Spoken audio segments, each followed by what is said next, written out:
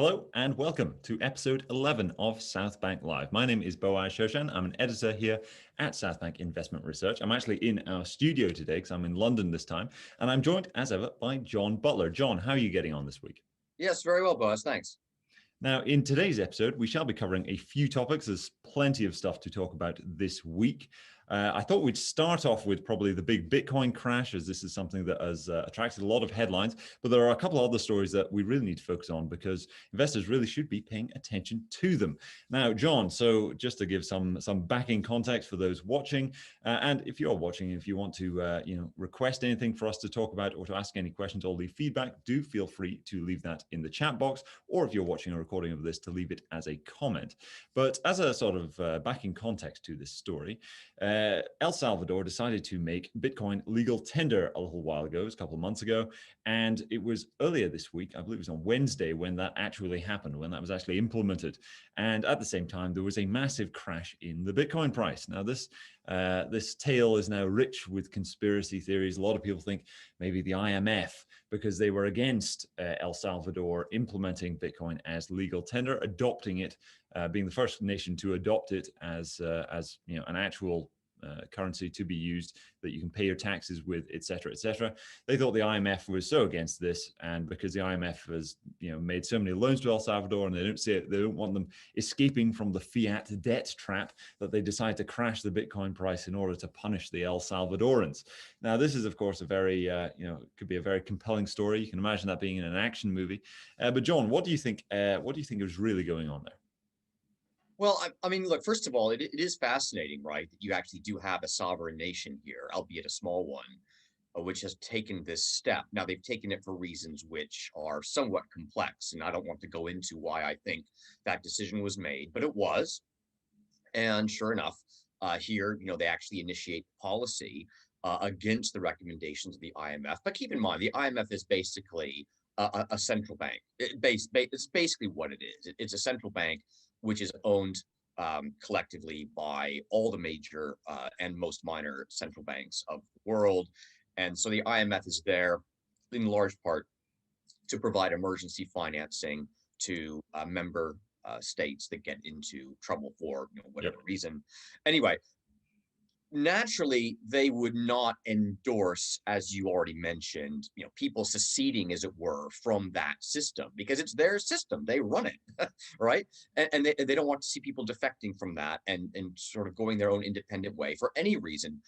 In any event, so they go ahead and implement the policy in El Salvador. And yes, Bitcoin falls very dramatically on the day.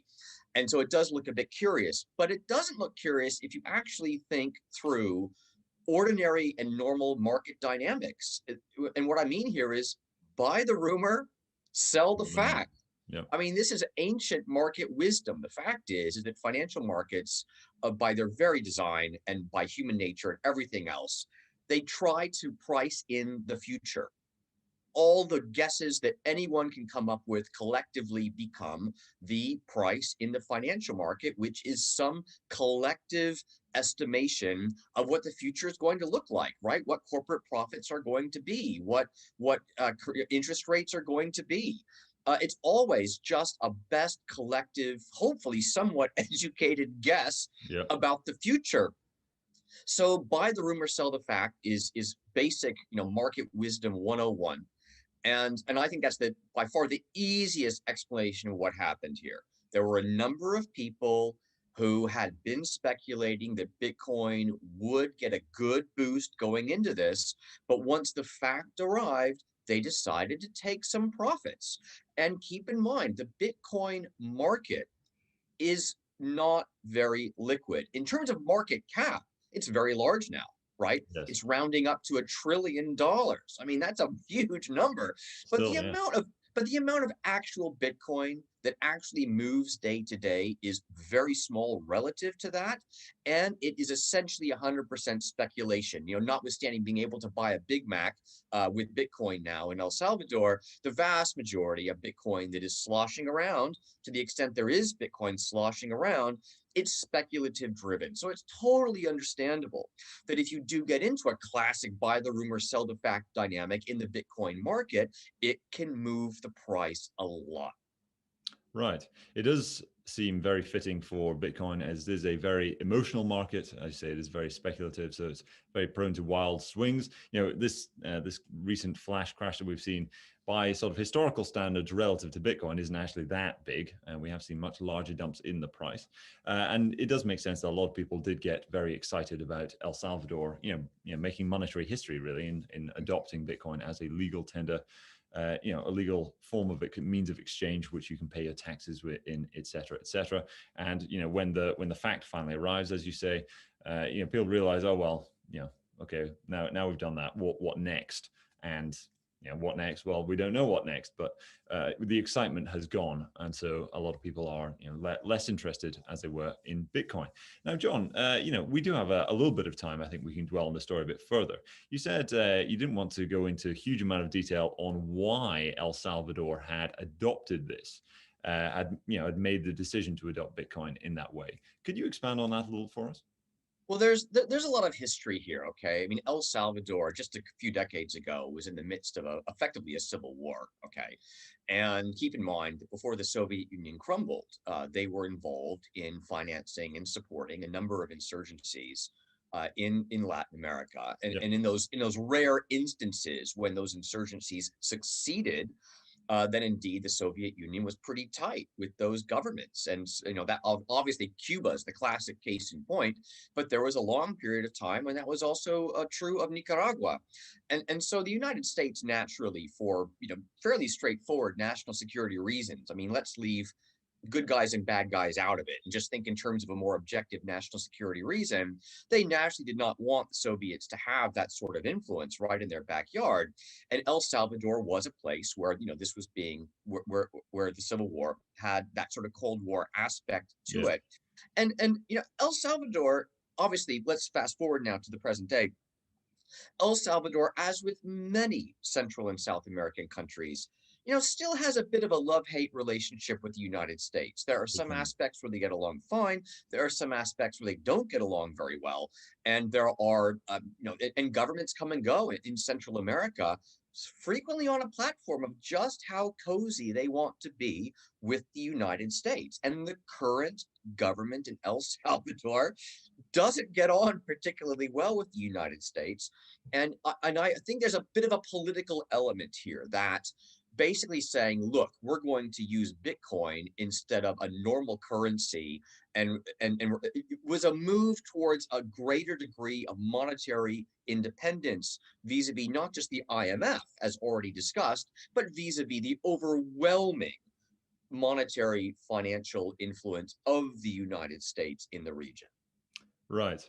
So you think it's more a sort of a political show of independence towards the United States, rather than looking at Bitcoin specifically and really liking that technology. So it's more driven by the regional skirmishes rather than the government just loving Bitcoin.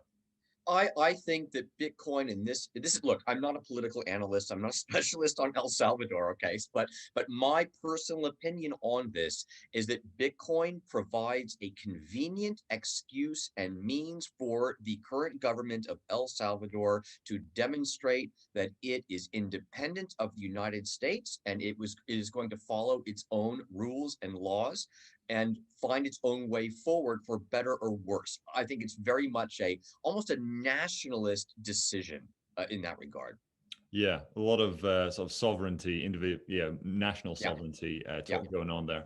It should be said, I think the IMF have been vocal opposing the adoption of Bitcoin. As you say, this is the fiat system is their system, the dollar system is their system, so they don't want anything going on. You do wonder just what kind of measures they might, what measures they would try and take to prevent that from happening. And it will be a very interesting situation to see just how successful the rollout of Bitcoin is in El Salvador.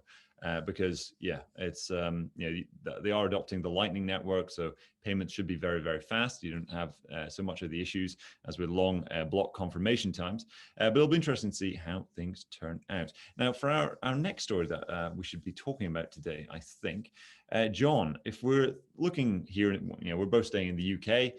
It's very hard to avoid the news regarding national insurance and the rate, the proposed rate, at least in national insurance contributions.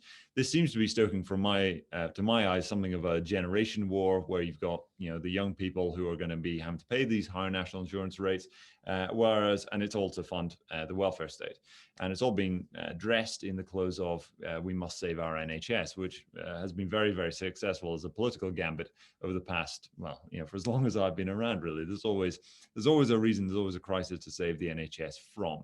What's your take on the whole story, and where do you think we're going to go from here? Well, in certain respects, we've been here before, and in other respects, we haven't. Let's discuss the former. Look, the NHS is the ultimate sacred cow when it comes to the basically the government budget and the taxes to fund that budget here in the United Kingdom.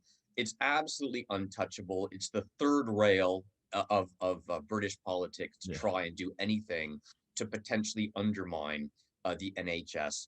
And so, the opposite, of course, is if you can make a claim, which you can now because of all the COVID hype, you can make a claim now that the burden on the NHS is qualitatively higher today than it was a few years ago.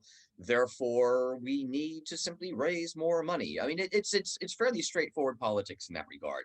You push out the sacred cow right into the public spotlight and explain that that poor cow is sick and needs some fresh injections of higher taxes. And that's how this is being done. And again, we've seen iterations of this before in the past when taxes have when state finances have not been in great shape.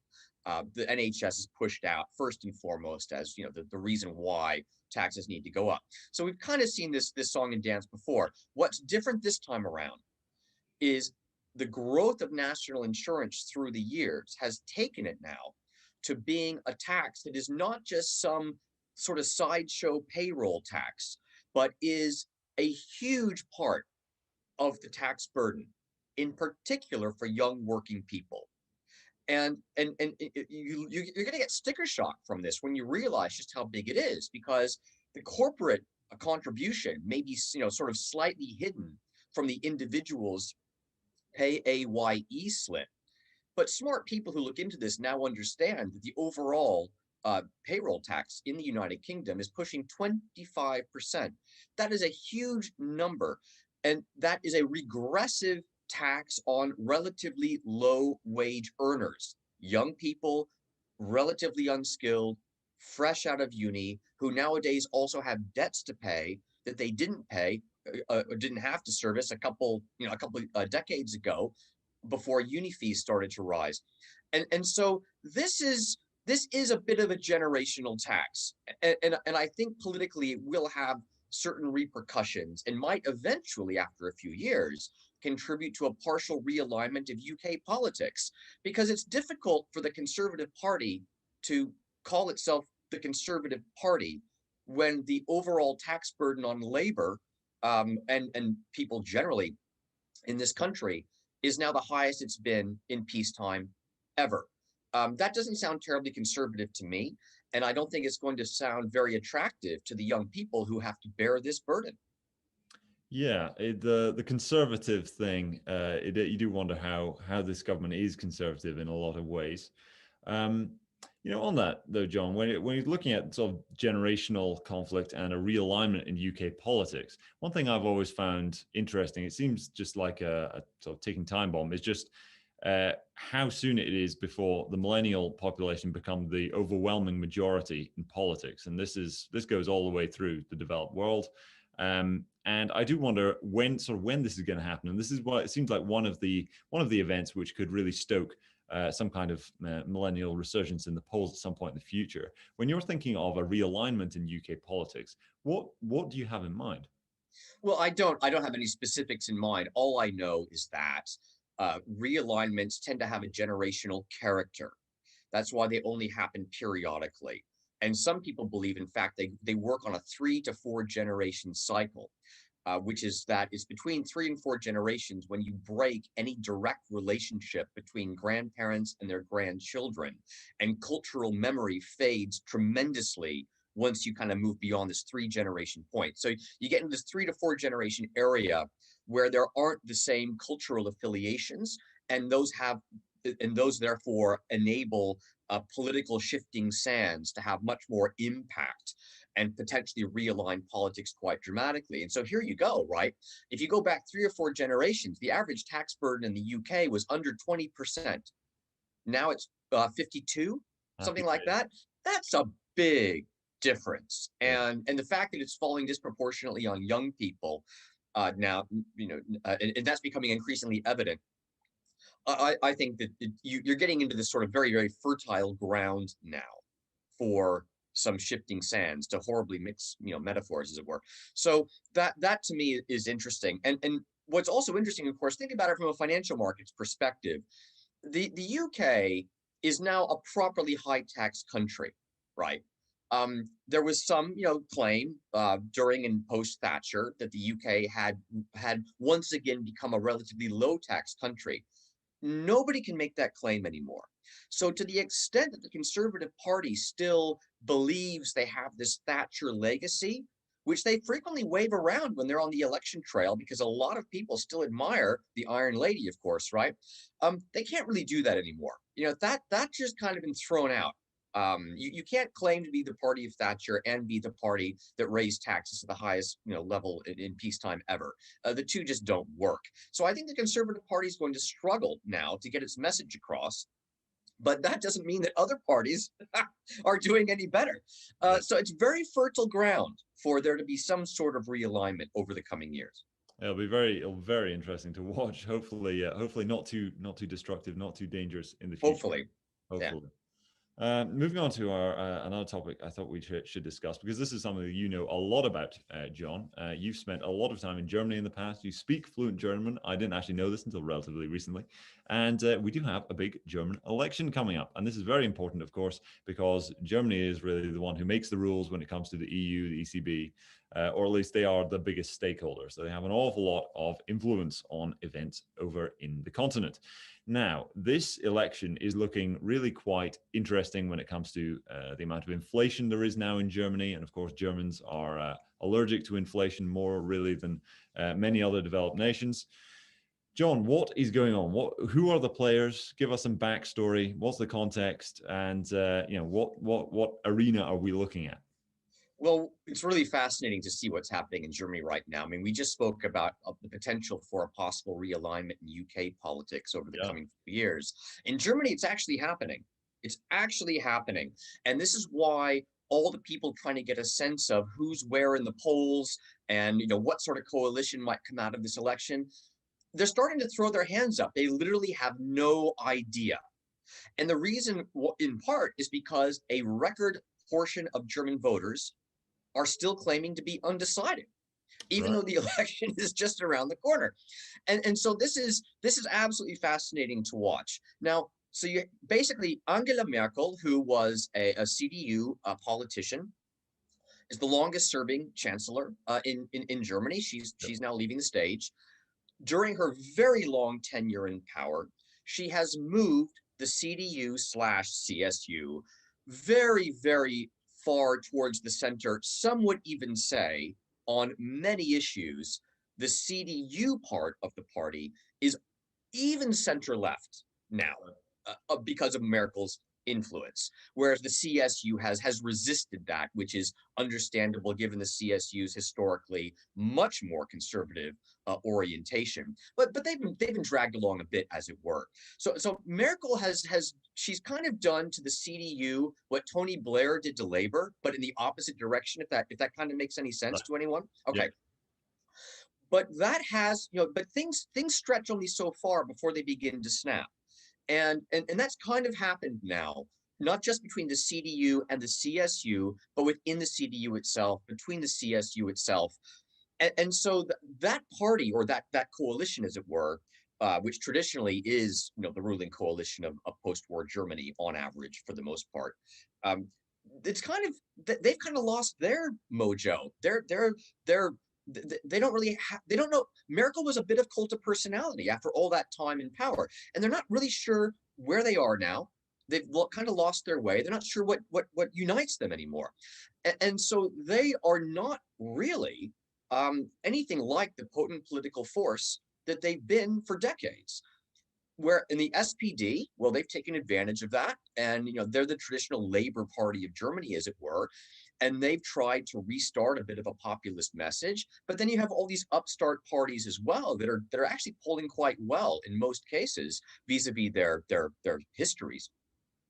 And it could well be that you end up with a coalition which, for the first time in post-war German history, the coalition, the bulk, the majority of the coalition is minor parties, as opposed to just a minor party bolted onto a major party. Yeah. You've never seen that before. It begins to make the German government look more like the Italian government, where minority parties have huge amounts of influence depending on how the coalitions are built. The problem with that is it makes for an unstable government, a government that has trouble agreeing even on core issues. Yeah. And if that happens to Germany, well, that really means the whole EU is kind of beginning to come apart a little bit. There's not really a clear consensus anymore, because Germany, as you pointed out, is the single biggest EU member economically, and de facto when push comes to shove. Also in terms of political power. Yeah, that is very interesting. When it's almost as though people have taken it for granted, Merkel's leadership and how long it's been there, and how the answers from Germany have been relatively consistent because they're from this cult of personality leader. So if you just think of Merkel, well, it's whatever Merkel wants is what Germany's going to do. If this breaks into a big mess of coalitions, it'll be very how reliable. I don't want to overplay this. I mean, I wouldn't characterize Merkel as a demagogue or anything like that. She's a shrewd political operator and negotiator and backroom bargainer. Okay, and but along the margins of what she's been able to do, literally on every issue, she's been able to nudge the CDU ever more to the center and left of the German political spectrum. And that was down to her acumen. It did not in any way, in my opinion, reflect a major, sustainable, underlying political cultural shift in Germany, which, to the extent it's happened, it may have happened a little bit, but nothing like what she's done to this traditional ruling coalition of Germany. Right. Yeah. Looking forward from that, one of the things that and going back to sort of the investment side and the economic side, is where we're seeing quite a lot of high rate of inflation in the official figures now in Germany. And this is now becoming a political issue, which it wasn't before. So you had the hard money guys in Germany. Ever since Weimar hyperinflated all the money away, there have been people who are very skeptical of paper money, and at the same time of monetary excess. The sales of safes for keeping lots and lots of banknotes been very high in Germany during the quantitative easing period of the 2010s. And there's lots of gold buying historically in Germany, but now with inflation figures now actually printing like historic highs now, not all-time highs, of course, but I think I believe it was highest in 20 years we've seen now in Germany. We're now getting those inflation statistics. All of the hard money guys, it's like the average German is becoming probably more on the side of the hard money guys, because they are now seeing higher inflation. So during the quantitative easing period, when Mario Draghi was doing whatever it takes to save the euro and printing trillions of euro from the ECB, this was kind of, the hard money guys were obviously very critical of it, but because you weren't seeing that money printing reflected in the actual inflation statistics, Germany kind of got away with that. So there's always lots of hard money guys in Germany, but now this is becoming almost a mainstream political bone of contention. And this is where it's historic. This is what makes it really, really historically interesting, because you don't normally, at least we in modern times, we have not normally in major developed economies regarded the rate of inflation as a major swing issue that can decide an election. But oddly enough, that what has now happened in this German election.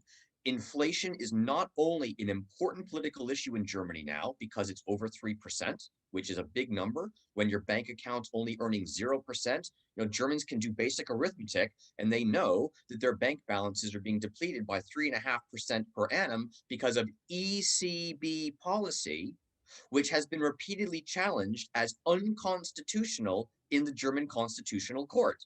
Germans know this, right? It's not, and they're well aware of it. This is a potential election deciding swing issue. And we haven't seen that in so long, right? In a long time in any major country. You have to go back to the late 70s, early 80s to see that sort of thing. But it's happening right now in Germany. And in Germany, of course, it's a particularly sensitive swing issue because it's not just about economics. It's about politics. Germans are taught from a young age in their school system that the Weimar hyperinflation led to the rise of Hitler. They are taught that. It is drilled into them from a young age that Hitler was not just, rising to power on just, anti-Semitism and all the other populist stuff that, he took advantage of, but that he very specifically really got a boost from the Weimar hyperinflation. They're also taught about their own constitution. And the German constitution makes it very, very clear that A, the central bank is independent of the government, and B, the central bank's only mandate is price stability. Price stability is not inflation of 3.5% per annum. And the ECB appears to have been captured by political power and is not operating independently of the EU. These are becoming increasingly black and white facts that Germans now need to decide at the ballot box where they stand on these very important facts. It's, as you say, it's no longer hearsay whether QE is or isn't going to lead to inflation. It's no longer hearsay whether the ECB are doing things that clearly violate the terms of the Maastricht Treaty. Everyone knows that these are basically established facts in the German press. And it's interesting to see this. I mean, I read the German press in the original German because I'm fluent. They don't dance around this. You read the op-eds in the major German newspapers, and they don't say, well, gee, maybe QE is not something that should be part of the ECB's mandate. It's increasingly black and white. So the ECB is doing things they're not authorized to do. Is that an issue for us or not? And I think that's refreshing. I think Germans are having a very honest look at where they've ended up now. And it's arguably, again, the key reason, if not the only key reason, perhaps, why this election is such a toss-up. Right, and I think it's worth dwelling on why the ECB is acting outside of its mandate, because when you're looking at Southern European nations, which have been, were already hugely indebted, but then whacked by the Wu flu, they need a huge amount of assistance in order to keep going. So if the biggest stakeholder in the euro, say, for example, we do get an interesting turnout, a shock turnout or something where inflation has been very politicized and they are trying to wrest control over their own monetary affairs back into, within Germany. One wonders, how hamstrung the ECB is going to be when it comes to bailing out all of these Southern European nations with ultra easy monetary policy and things like that. I mean, where do you think this might go, right? And say, in terms of a worst case scenario, John, for the likes of, say, Italy or Greece, when it comes to, the amount of sovereignty the ECB has to act out, to act outside of national mandates and to print loads of money and do whatever it takes. Do you think that might be put in jeopardy if certain parties make it into parliament after this election? Look, if the balance of power shifts in Germany towards a harder money coalition in charge, running the country, there's no way that the ECB will escape that influence and will come under increasing pressure to rein in some of these extremely generous, liquidity and lending programs that have been basically, throwing money around at a scale that even made the post-GFC look, it makes it almost like a little conservative what they did immediately following the global financial crisis. Right. So yeah, I think the most likely scenario here is that lots of backroom negotiations take place. The German government, the new German government, makes clear that they're going that the ECB is simply going to have to start to listen to them a bit more, and the ECB will quietly start winding down some of these programs.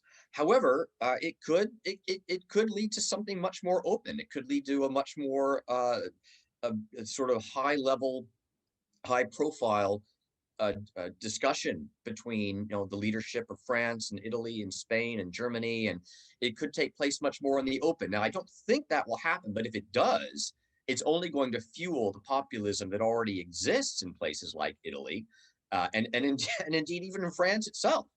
And so open warfare regarding what the ECB should be allowed to do, whether they should continue doing what they've been doing or not, is not the sort of thing that is going to strengthen the EU, right? It could undermine many aspects of it. Oh, hugely, especially when you consider just how dependent some countries are on that liquidity from Absolutely. the ECB. Yeah. Hard money Germany. The idea of a hard money ECB seems antithetical to the current state of affairs. I mean, when around this election, it seems like there could be a huge amount of volatility just across all of the eurozone markets, and of course, this is important to the UK as well, right, John? Oh, absolutely, absolutely. So, look, again, people honestly do not know what's going to happen with this election, and that includes me. So I can't make any specific predictions, but the possibility exists that you end up with a coalition in Germany that is just such a surprise, and is perhaps one that is, that comes in with kind of an anti-inflation mandate as they cobble that coalition Yep. together.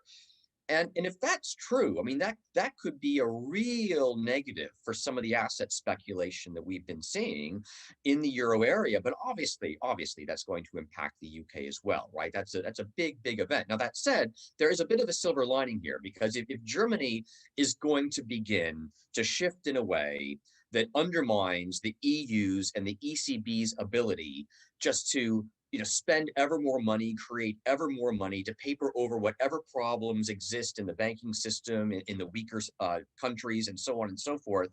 Look, that's a good thing that at some point, right, the EU comes to some sort of realization that they can't just print money forever and spend money forever. There's got to be some restraint.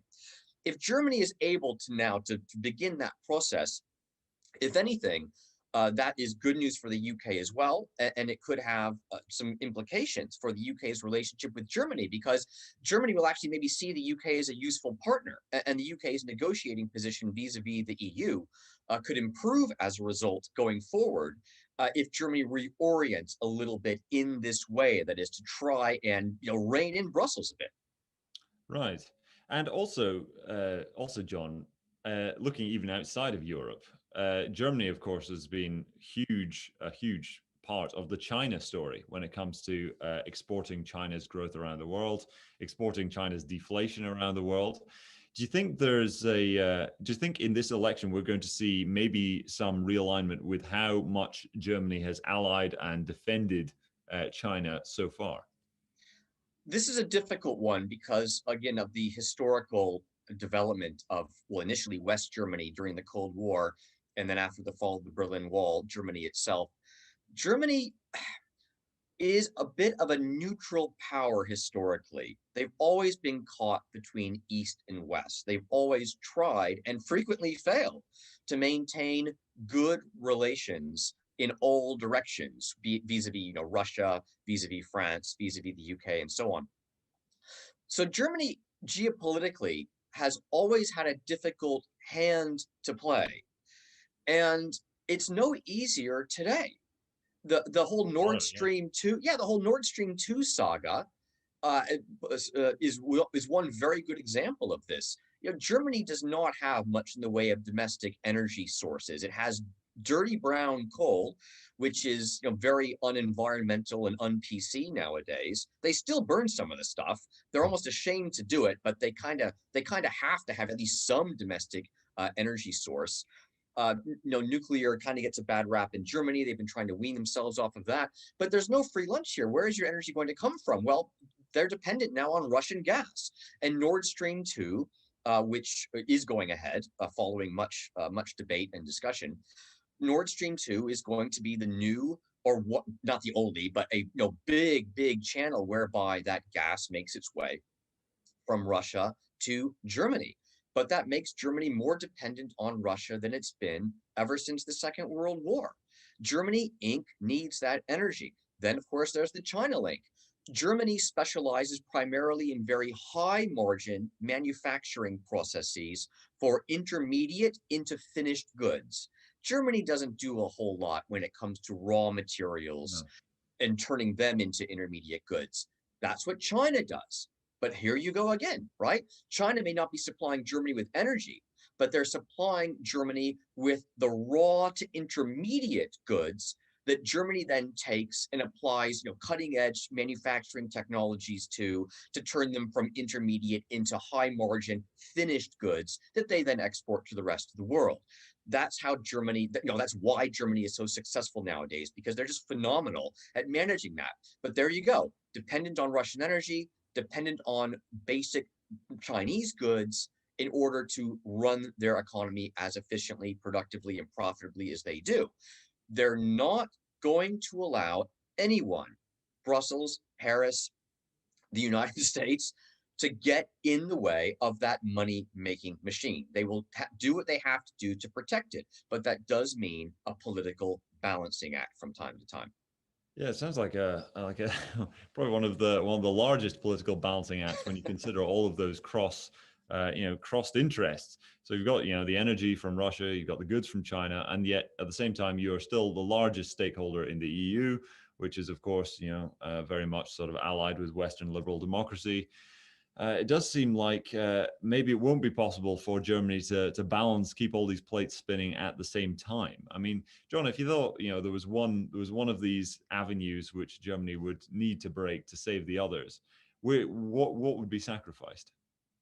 Okay, now I'm going to say something very controversial, but I think it's more reasonable than many people think. I'll go for it. Shoot. Okay, the best thing that Germany could do, given this very delicate and difficult situation, is actually to assert greater independence vis-a-vis everyone.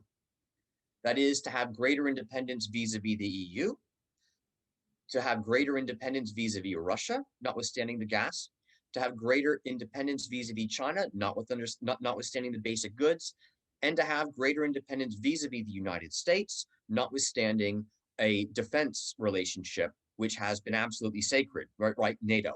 Yeah. There is one thing that Germany could do, and they could do it tomorrow, which would give them greater independence to act vis-a-vis all of the above. Go for it. Develop a nuclear capability. Oh, Germany should have its own independent nuclear force. And if they had that, they would be in a better negotiating position vis-a-vis everyone, and they'd be able to play off those various interests vis-a-vis the other interests much more effectively. Now, I know politically that is hugely problematic for Germany, and that a majority of Germans would not agree with me that that is a good idea. But one wonders what this geopolitical squeeze in the middle may eventually do to the German mindset vis-a-vis whether they are a grown-up nation, a mature nation, a responsible nation that should be allowed to protect its own interests independently if necessary with its own small defensive nuclear deterrent. Wow, John, you're right. That is a controversial, yeah, certainly, but no, that is a very alternative and interesting view. Yeah, Germany with nukes. Yeah, that is not a prediction. Oh, of course, it's an observation. Okay. No. It's it's a very good one, John. That is a very interesting idea. One wonders with NATO. NATO is obviously hugely strained at the moment. Turkey is away trying to do its own thing. It's similarly tied to the east and has lots of liabilities and is operating in Africa and things like that. And at the same time, a lot of the NATO countries are not paying their fair share when it comes to their GDP. I wonder if in the coming as Cold War II intensifies and the coming sort of clash emerges, however it does, with 21st century characteristics, with cyber warfare and whatnot, whether or not we'll see a sort of a resurrection or a replenishment of NATO with a new realignment of things, and maybe that would include Germany with nuclear weapons at that point. It will be Well, very. again, look, France already has them, right? Yeah. The UK already has them, Yeah. and so this idea that by far the largest economy in NATO that's not the United States itself, the idea that they shouldn't have them it just starts to look a bit odd. Seeing as how the Second World War was so long ago, et cetera, et cetera.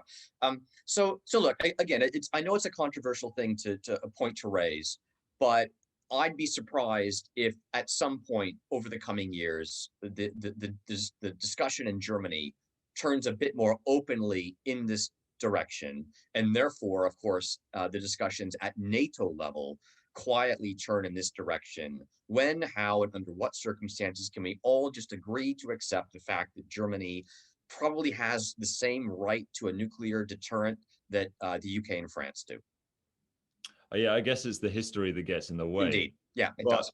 but at the same time, John, I mean, we were discussing earlier in this conversation generational cycles and how Yeah. for a few generations there's no cultural memory left. So sadly, the number of people out there who remember the Second World War is decreasing by the day, ultimately. So, and it won't be too long before the number of people who really have a strong reverence for what happened there, the sacrifices made, they aren't there anymore. And that's just why mistakes just get repeated all the way throughout history, is because on a long enough time scale, nobody remembers what happened 80 to 100 years ago.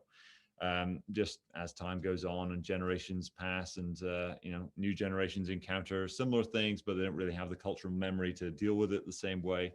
And so, what happened with Germany in the Second World War and in the run up to the Second World War, on a long enough time scale, there's going to be nobody which knows a relative who was around at that time.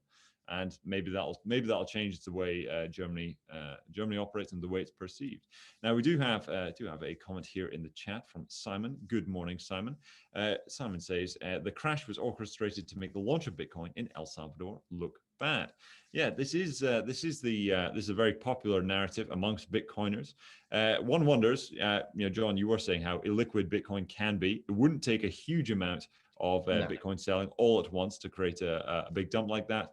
Maybe somebody had that in mind. So there are plenty of Bitcoin whales out there who nobody knows about, right? Because they just bought a load way back in 2010 or something, and they just keep it to themselves. And maybe they wanted to push things around. Well, there is a big elephant in the room with Tether and things like that. Look. Well, also there's the Coinbase news, right? Which now has emerged in the public sphere, but we know that Coinbase insiders were selling stock prior to some of this information becoming public. So I don't know the exact timeline there at all, but it's possible that there were some concerns at a number of big crypto players and exchanges and whatnot that something was up. And so there could have been some nervousness there too. So I can't prove a negative. It's obviously possible that for whatever reason, someone specifically dumped Bitcoin to specifically coincide with El Salvador going live with Bitcoin as legal tender in the country. That it could be like that, but I think there are other explanations that are as if not more plausible, including just classic market dynamics, buy the rumor, sell the fact. Yeah, certainly. John, actually, we were discussing before we came on air. Actually, you're talking how over in Afghanistan, where there's some terrible news coming out of Afghanistan, but diplomatic relations are now being formed with the Taliban as they are now, the people in control of the country. We were discussing this in a previous episode, what America's withdrawal from Afghanistan means for the dollar and things like that. I was interested. I believe you saw it as well. The photograph of the new central bank chief of Afghanistan, who has a Kalashnikov on his desk, and I was wondering aloud if whether or not we'd see Christine Lagarde, brandishing a platinum Beretta or something in order to keep up with the fashion of the time. As I am in the office, I did think I'd bring along my my office mascot, this which is actually from Afghanistan. This Kalashnikov. I don't know the exact history of it, but yeah, it is. It's an interesting thing to have on your desk, that's for sure. It's a very good conversation starter. I'm sure the governor of the Afghan central bank will have. We'll probably have a lot of meetings. But in terms of, I would be interested in your thoughts just generally. If you were in control of a country which you just recently sort of, U.S. occupation had ended, and you're head of the central bank, you want to instill some kind of confidence in the currency, what is the thing you would do? Well, it depends on the situation you're in. And regarding Afghanistan, I mean, it's not clear to me what they have in the way of foreign reserves. It's not clear to me what sort of relationship they're going to have going forward with the IMF. These things are, I assume, are being negotiated as we speak because it's a big deal. But if you're trying to establish yourself as a credible central bank, you need reserves. Now, I mean, historically, of course, those would have been gold reserves. Nowadays, central banks primarily hold each other's currencies as reserves, right? Yeah. That's the way the system currently works, with the gold component still existing, but being very, very small relative to the holdings of foreign currency, with a few exceptions, right? There are a handful of central banks out there that hold a disproportionately large amount of gold reserves. The biggest of which that comes to mind is Russia. They hold a very large amount of gold vis-a-vis foreign currency. I think it's roughly 50-50, which is which is very, very large. Yes. And yet, you can ask the question, well, why is that then? Well, I think it's clear, right, that Russia has a difficult relationship from time to time with much of the rest of the world, and they want the ability to have the ruble be seen and perceived domestically and abroad as a credible currency, even if they get into sanctions and other forms of economic disputes with the United States or anyone else for that matter. So I think this is what Afghanistan is probably thinking through right now. To what extent are they going to set up a central bank that backs itself primarily with the reserve currencies of their primary trading partners, which of course China is an important one, but there are, obviously they're a landlocked country. They're surrounded by some others, and to what extent perhaps they'll blend in some gold with those reserves. Yeah. Afghanistan's in a difficult situation economically right now, but in principle, the mineral rights as well as the transportation rights through Afghanistan and within and under the ground in Afghanistan have actually got to be worth a hell of a lot if, and it's a big if, the Taliban can promise the political stability needed to build out that infrastructure for transportation and for mining and other forms of natural resource extraction. If they can pull that off, they'll become a huge net exporter.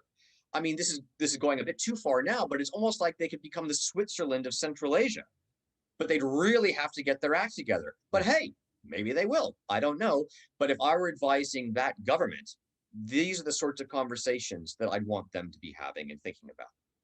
Yes, it will be very interesting to see how things turn with Afghanistan. Interestingly, how China and Russia start dealing with Afghanistan in order to get some of those mineral rights, and of course the transport routes. I mean, China's Belt and Road. I mean, absolutely, very big deal. Very important.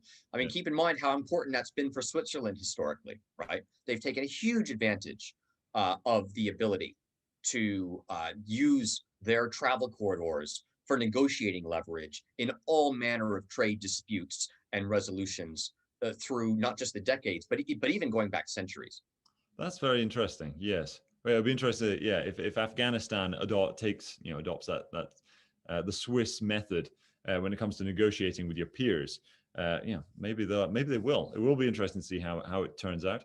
John does comment in the chat. Is it time to buy Bitcoins now? Well, John, I'm afraid we cannot give investment advice on these live streams. However, if you are interested in Bitcoin, you do like keeping up with it, I would recommend you sign up to Exponential Investor, which is written by my colleague Sam Volkering, who's been a Bitcoiner for a very long time, for longer than I have, and he does a lot of commentary there on Bitcoin's movements and the general crypto space. So if you just just go to exponentialinvestor.com. You will be able to sign up there.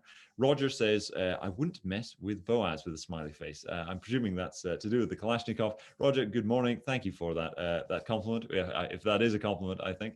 I should actually mention this Kalashnikov is decommissioned. We are in the UK. I don't want at the SAS rappelling through the windows anytime soon. This was decommissioned, so it's effectively a paperweight. All of the insides, while it is an authentic AK-47, all the insides have been welded together, and the firing pin's been taken out. You can't field strip it or do much interesting other than adjust the sight and turn on and off the safety. But it is a great. They're very interesting things, and AK-47 has a huge amount of history, not just with Afghanistan, but pretty much every proxy war ever. There have been AK-47s, and in some parts of the world they actually name their kids after Kalashnikovs. There are plenty of boys in Somalia called Kalash, and they're interesting pieces of history. Now, John, we are coming on for time a little bit here, but just in terms of closing remarks, we have covered a lot of ground here. It has been fascinating. We've covered loads today. It's been a very good episode. Any closing remarks you'd like to leave our viewers? Well, just what I said before. I mean, if you're based in the UK, you probably don't follow the German politics very closely, but this really is a historically important election. It will affect Germany's relationship with the EU. It will affect Germany's relationship with the UK, and it will potentially lead to some concern that the era of easy money policy in Europe is over, for at least for a while. And that could lead to a market correction, which again would spill over into the UK in a heartbeat. So this is something to keep your eyes on if you're in any way exposed to either the Euro area stock markets or the UK stock market itself. Big time, yeah. If the age of easy money is over, or even temporarily, I mean, that's very bad news for a lot of European Eurozone nations. So definitely, we should be paying attention to the German election. John, thank you so much for joining me today. My pleasure, boss. There you have it, folks. That was episode 11 of Southbank Live. Hope you enjoyed it. If you are watching a recording, do please give a subscribe to the channel and comment regarding topics you'd like us to cover in the future. We do read all of them.